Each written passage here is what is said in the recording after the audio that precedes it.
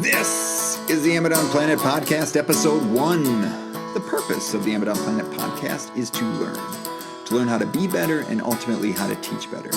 My intent is to pull out ideas from books, interviews, other podcasts, basically any content that is out there, and consider how to apply those ideas to being better and teaching better.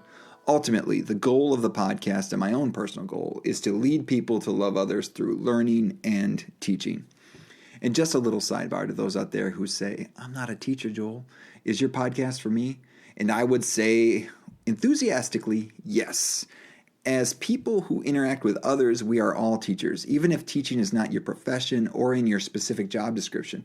If you are a parent, a supervisor, a student, a friend, a teammate, anyone who engages in a social setting where learning can occur, which is just about any social setting, seriously, then teaching is occurring as well. So that is just a big explanation to say that if you are interested in getting better and being someone who others can learn from, then I believe this is a great podcast for you. So you're already listening, so just to give you a little reassurance. But a reminder, full episodes of the Amidon Planet podcast are published on the first Thursday of the month, with the bonus episodes to follow on the second Thursday of the month. I've also added in a warm-up episode which drops 1 week in advance of the full episode, or the last Thursday of the month.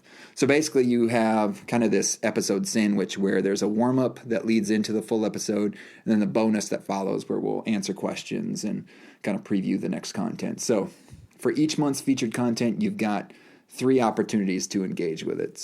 But speaking of featured content, let's dive in. The featured book for this episode is When, The Scientific Secrets of Perfect Timing by Daniel Pink. So I'm giving this episode the title, When is a Why. Basically the idea that timing is something that we need to take seriously. It's a reason for things to happen. That's why it's a why. So that's why when is a why. So we need to take our timing seriously in thinking about how we engage in our lives and remembering the focus of this podcast, our teaching. So Daniel Pink is an author of a number of best-selling books which have a theme of helping influence people or direct people toward maximizing their potential within their lives or occupation. So if you look at his bio on danpink.com and you go to the About page, you can see his list of books. So When is his latest book? And then he has To Sell is Human, The Surprising Truth About Moving Others, Drive, The Surprising Truth About What Motivates Us. So 2 surprising truths, so you can check out those. And then he has A Whole New Mind, Why Right-Brainers Will Rule the Future. And then this is an interesting book, The Adventures of Johnny Bunko, The Last Career Guide You'll Ever Need. And this is a quote taken straight from his website. It's the first American business book in the Japanese comic format known as manga, and the only graphic novel ever to become a Business Week bestseller. So that's interesting. And The Free Agent Nation, The Future of Working for Yourself. So he's got 6 books. So he's definitely an established author. And I was exposed to this book in a number of podcasts. So, it seems like this book has gotten a lot of traction because I have heard it on a number of podcasts and I've seen it in different places, but maybe that's that illusion. Like, when you have a certain car that you've been looking at purchasing, you start seeing it all over town. Maybe that's it, but it seems like this book is being talked about a lot. And I have heard Daniel Pink on a number of podcasts, which led me to purchase the book myself. He has a great interview with Donald Miller on the Story Brand podcast, which I will link to in the show notes, which you can find at amidonplanet.com/episode 1 if you're interested.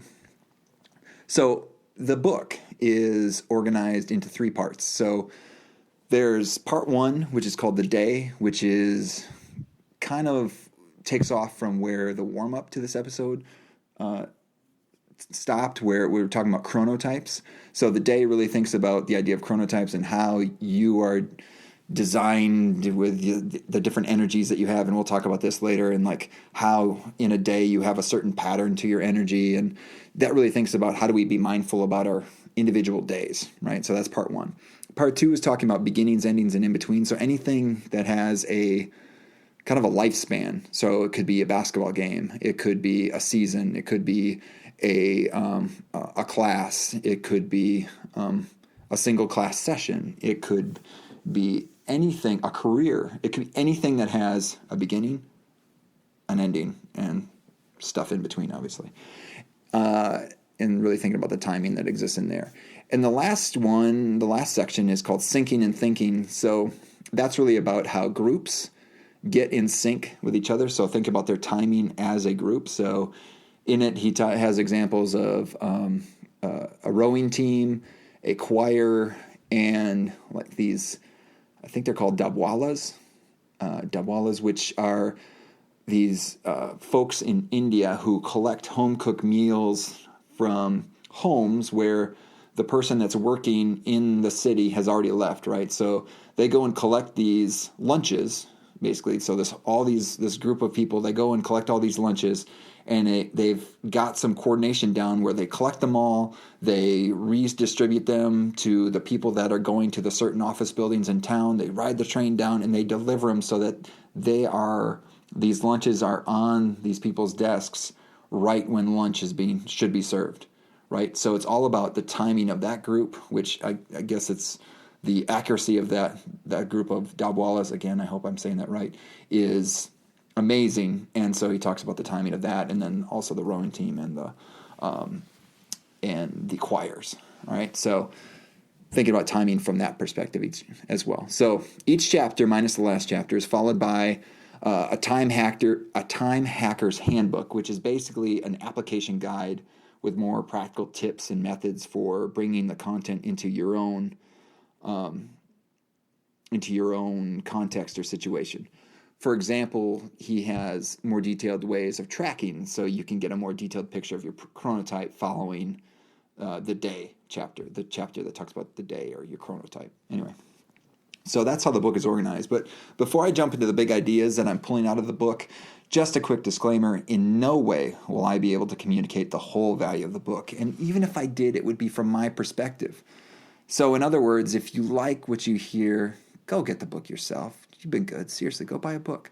Links to purchase the book can be found at amazonplanet.com/episode 1, or seek it out wherever you buy high-quality books like this one.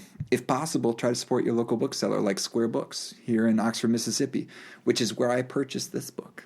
All right, so let's get into it. Given the limitation of time, I have 3 main ideas that I want to talk about, and one of them might be 2 ideas, but we're going to stick it into 3. 3 main ideas. So one is called manage the energies, right? And that is plural, manage the energies. 2, end well. 3, syncing is a superpower. So manage the energies, end well, syncing is a superpower. So these are the ideas that I want to talk about. So first, let's talk about manage the energies. So before I read this book, I had already been converted from someone who manages his time to managing my energy. So I had this realization that it's not just about squeezing every single moment, but thinking about when those moments are, and that certain moments are more valuable than others, right? So not all time is created equal, and I needed to do things when my energy was good. But the ideas in this book took that idea to another level when I thought about managing energies, of differentiating the types of energy I would have during the day, and think about when best to do specific kinds of tasks. So in the warm-up to the episode, I talked about chronotypes and how you could identify your chronotype and what that meant for how you might work best during the day. And again, wherever you found this podcast, you can find that warm-up to episode 1 in there. But anyway, we talked about the different types and the different types of energy that you would have during a day. So everyone has a peak, a trough, and a recovery or rebound period. So a peak is when your brain is firing on all cylinders. You're going to have sort of this kind of analytical energy that you can use. So really need to focus in on something. So spreadsheets, or when I'm thinking about pulling in different ideas from a bunch of different places, and I kind of got to keep them straight in my head. I want to be at my peak. Okay, so that's there. Then the trough is when you're kind of that worn down, you're like just dragging, you can barely keep your eyes open. Yeah, maybe that time that's like slightly after lunch, right? Or the recovery and second wind is, for me, it would be that after lunch period, like, so, okay, I've maybe even had that just worn down experience. I'm getting into that second wind, and that's really this creative, or really could even be more energy, but your brain has less energy, right? It's later in the day, so less limitations on your brain. So it's more, again, more creative thinking that can happen within that recovery period. So larks, owls, and third birds. So how those kinds of periods of energy, so your peak, your kind of trough, or your worn down period, or your recovery and second wind period, those three types of energies happen differently with larks, owls, and third birds. So larks and third birds is going to be in that order. Your peak is going to happen in the morning. Your worn down will happen probably somewhere after lunch, and then you're going to have that recovery or second wind in the afternoon, right? And then, but for owls, it's going to be flipped, where your recovery period is actually in the morning. So that's why it's kind of weird to talk about recovery, but that's when you're going to have that creative and good energy. Your brain's not firing on all cylinders, so good for brainstorming, good for thinking of creative sort of tasks. Have that trough, and then in the later part of the day is when you're going to have that peak or analytical period. So that's where, the owls or night owls, like that's kind of the way they're set up. And so what I take from this is that to work within your chronotype, and it's to be mindful of the types of things that you're going to do and when you're going to do them. So, for example, for me as a teacher, if I'm going to think about aligning standards to the things that I'm teaching, I'm not going to do that in the afternoon. I'm going to do that in the morning. Well, that's going to be like my motor needs to be really going well in order to think about that or grading something and getting really detailed with my grading. Or in the afternoon, might be something where I want to be more creative brainstorming. So thinking about how could I creatively launch a lesson, or what might be some different ways to shake up groups, or what might be a different structure to use to teach. So if I want to use like maybe a jigsaw where different groups are learning different things and they're putting it together, but I want to have a different way of organizing them, and I don't know how to do it. I'm going to brainstorm that I would do that in the afternoon. Another thing too, like just with this podcast, I know that I'm better at recording this podcast in the afternoon, where I can be more creative with my talking. If I'm doing this in the morning, I'm not as good, right? So I'm too analytical. I'm thinking, oh, that wasn't said just right. It wasn't perfect, right? So that's bad for doing this kind of work. I need to be doing it more in the later part, where if I veer off script, I'm not like hitting stop and like, oh, delete everything because it's bad, right? I have to think about how best I operate. Now, in teaching, you also want to think about, or, working with others, you also want to think about, well, how do they best operate, right? And when might be the best time to do certain types of teaching, okay? So I saw this actually with my daughter's teachers. They were two teachers.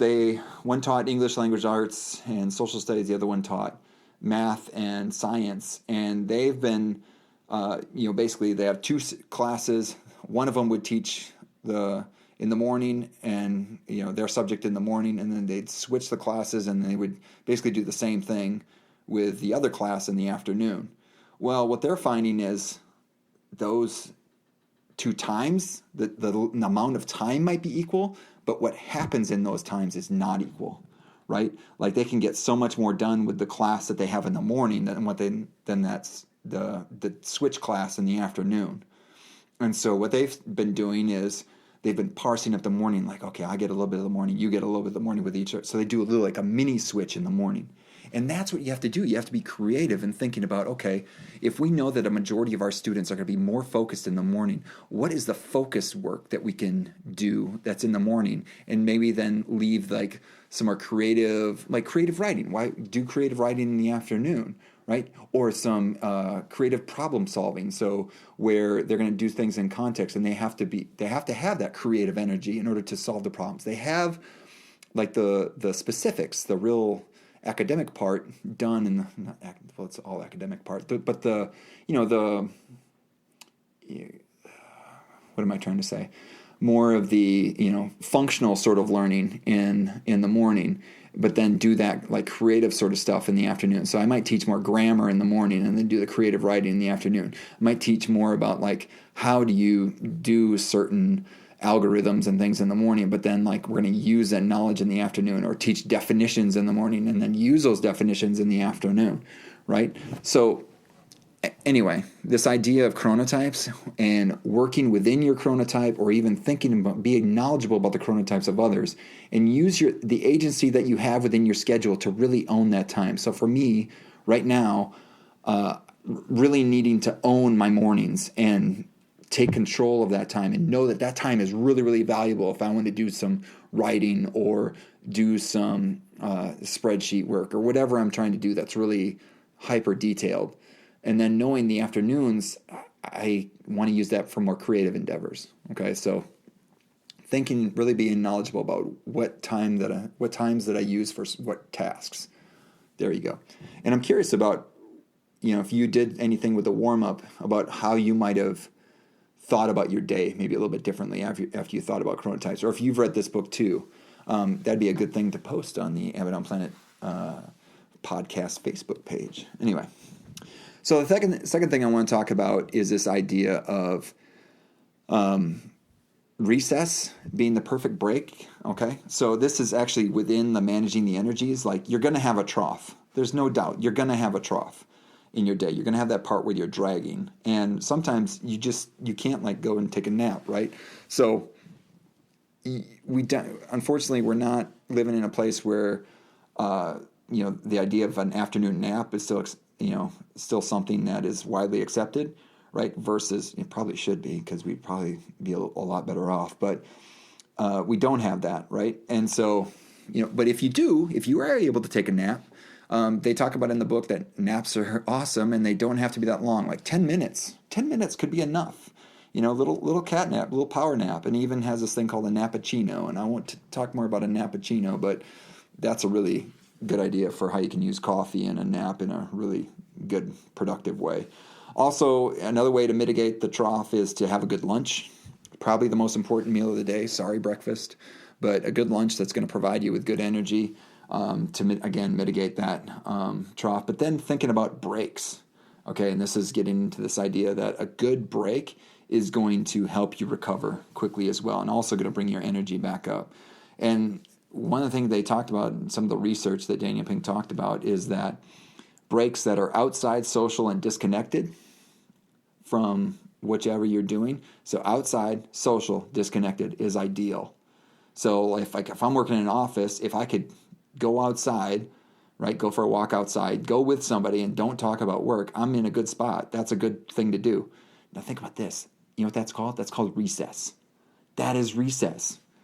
And that is one of the best things that we can do to mitigate that break, right? Or mitigate that trough, to take the edge off the trough, is to have recess. And I think that's one thing that we're taking away. Again, we're putting more math and more subjects into the day and we're taking away these breaks when that might be the best thing to do. There is a story saw recently about I believe it's an elementary school in Texas that just doubled recess, and they've seen all these sorts of benefits to that, like academic benefits, other benefits, to just double recess. Like, that could be the one thing that you could do to really affect your what's going on in your school. So think about recess being a perfect break. And if you're not someone that works in a school, think about, hey, how can I get a little recess into my day? If I know I'm dragging, don't just fight it. Just don't grab a cup of coffee.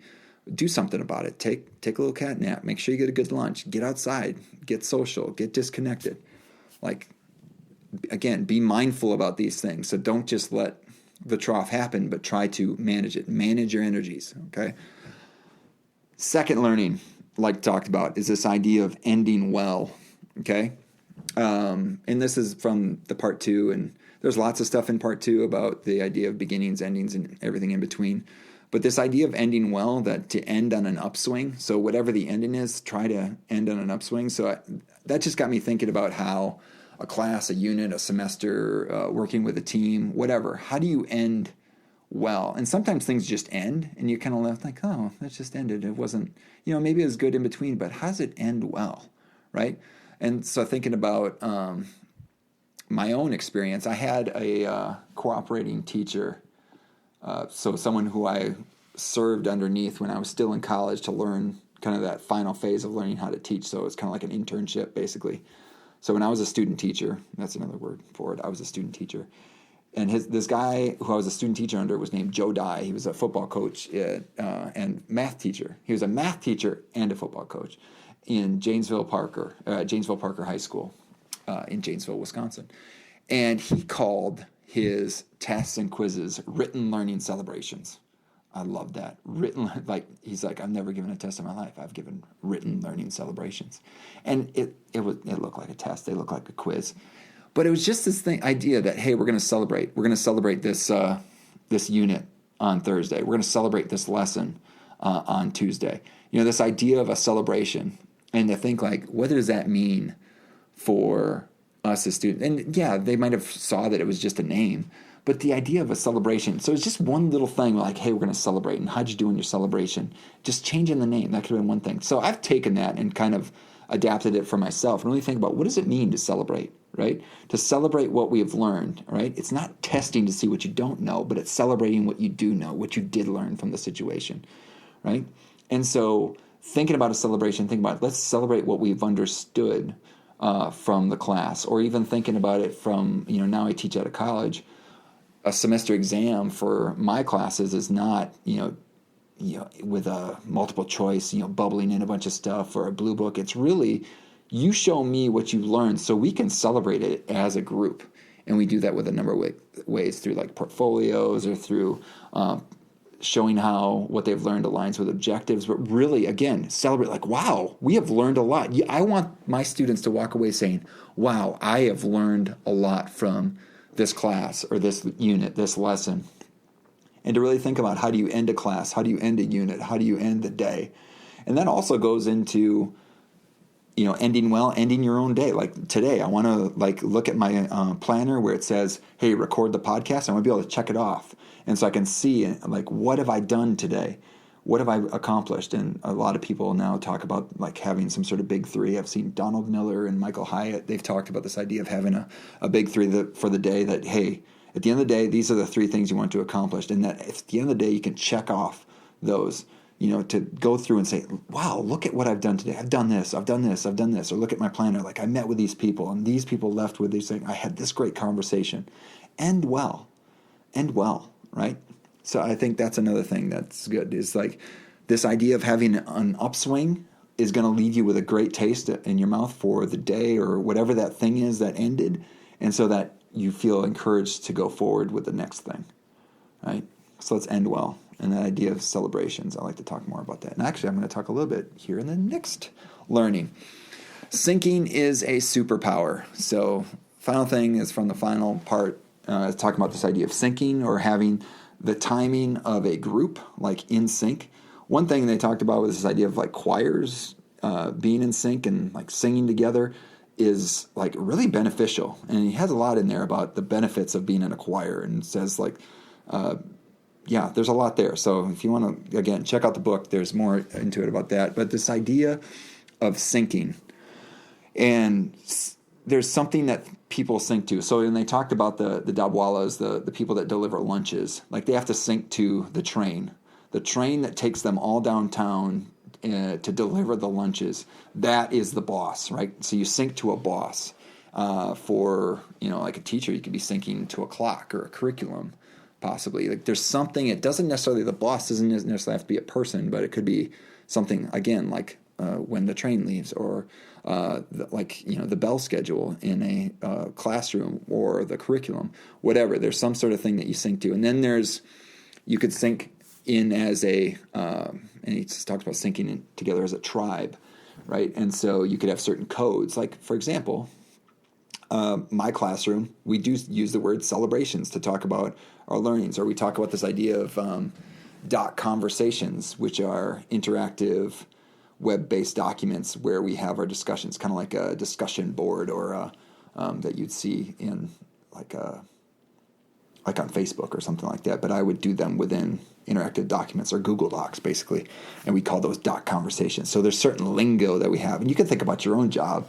You have certain lingo. I just watched the movie Office Space, and they talked about TPS reports, right? TPS reports meant something in the office, in Office Space, right? And there's certain garb or touches, so I'm a professor, so there's certain garb for being a professor and whether or not I wear that. And then there's certain touches like high fives and things like that you would do in certain situations. So, think about a lot of teams have certain things that they do, like they would give high fives or they pound fists or things like that. Anyway, or I see a lot of teachers that they start their day by shaking each student's hand as they enter into their classroom. Like, again, those are all sorts of things that sync a group together. Here's what it means to be a part of this group. Anyway, and it goes more into like what it takes to sync together a group. But what was amazing was this thing that if groups are syncing together, the group as a whole does better, and groups in sync tend to sync more, right? So if there are things that sync a group together, then they want to be more in sync. So it's almost like this snowball effect. And groups in sync are willing to struggle more. And for those of you that teach mathematics, if you look at one of the standards for mathematical practice, it's about this idea of productive struggle, right? That we're going to have persevere in understanding problems and persevere in solving them. Like that's something that if you're someone that teaches mathematics, that's one of our standards for mathematical practice, that we will understand problems and persevere in solving them, right? Well, a group in sync is going to do that more, right? And so groups in sync are willing to struggle more and are willing to take on more pain even, right? So like it's okay if I'm like, gosh, I'm not doing as well as I want, but we're doing this together and then we're going to fight through it. And you can understand that. You can see teams that do things together that they might not be willing to do, like individuals might not be willing to do on their own, but they're willing to do it together. And groups in sync are willing to help more. So that goes right hand in hand with that. So syncing really is this a superpower, right?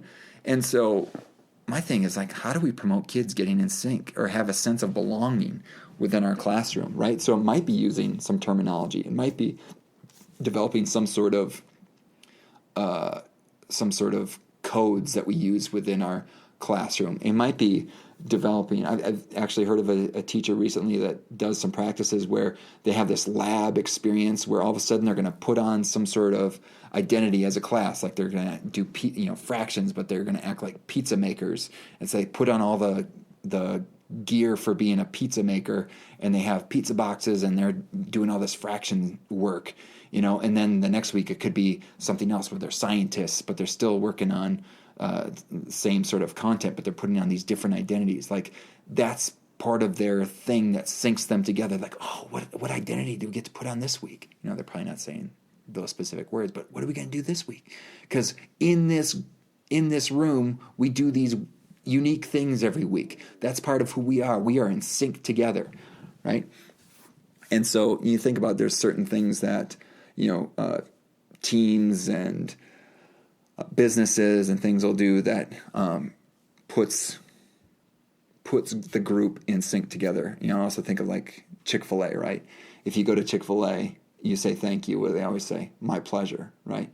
And so that is one of their codes that syncs them together, right? That's something that you do. That's something you expect. If you don't hear that at Chick-fil-A, you actually are surprised, right? But that is something that syncs that group together. So how do we promote some sort of syncing going on? So how do we introduce making sure it's present? Like what are things that connect us together as a group? And if there isn't something that's really tangible, how do we make things tangible? How do we introduce things like the idea of celebrations, or like the idea of you doing doc conversations, or having some sort of lingo that you introduce into your class to make it stand out, right? Or make your group stand out, whatever you're going to do, like making the language of your group be unique, right? So that it can be something that syncs the group together. So there's so much more in this book that we could get into, but I just know that I have a limited amount of time. But really, when I think about the learnings here, I think about managing your energy, managing the energies, ending well, and syncing is a superpower. So those are some of the things that I've taken off of this book, and I'm curious to hear what you think about some of these things. And again, I was only able to scratch the surface. Hopefully you've got the book yourself, or you've heard Daniel Pink on some other places, other podcasts. And again, I'll put a link to the Story Brand podcast in the show notes at amazonplanet.com/episode 1. And I'm hoping that we can engage in more of a conversation through the Amidon Planet Facebook, Amidon Planet Podcast Facebook page, or through other social media things that we can, talk more about this in the bonus episode that's going to drop a week from today. So that is all I have for episode 1 of the Amidon Planet podcast. As you can hear, this podcast has me talking by myself a lot and putting it out there for folks to download, listen to, and engage. So given you are already listening, here are a few ways I invite you to engage. 1, subscribe to the podcast in iTunes, Overcast, Stitcher, or Google Play. Lots of options out there. You can also follow the podcast in Spotify if you're someone that has Spotify. 2, share the podcast. Maybe you heard something that someone else needs to hear. So if you do, just feel free to share it. 3, review the podcast through your preferred podcast provider. I would love to give a shout out to those who review the podcast like I did with Comp Nerd 101 last week. Love Comp Nerd 101. Thank you for reviewing on iTunes. And also you can like the Amidon Planet Podcast Facebook page. There you can comment on the podcast, ask questions, or bring up angles on the content that was not mentioned in the podcast. This is especially important given that next week we will have a bonus follow-up episode to episode 1 where we will briefly review what was covered in this episode, respond to questions and comments from social media, and preview the next episode of the podcast. Also, I'd love to hear your ideas about what books or content to feature on future episodes of the Amidon Planet podcast. So you can reach me via Instagram, Twitter, and Facebook, all on the handle Amidon Planet. I'll be looking for questions and comments related to the episode, but I will also be looking for general questions as well. Again, suggestions for books to review or other content to feature on the podcast. In conclusion, thank you for taking the time to listen to episode 1 of the Amidon Planet podcast. Special thanks to Alex Crosby for the music in this episode. Finally, thank you to all of you out there who are seeking to be better, teach better, and be the good in the world by investing in the lives of others. This world is a better place because you have decided to use the gifts you've been given to serve others. Thank you for all that you do. Peace.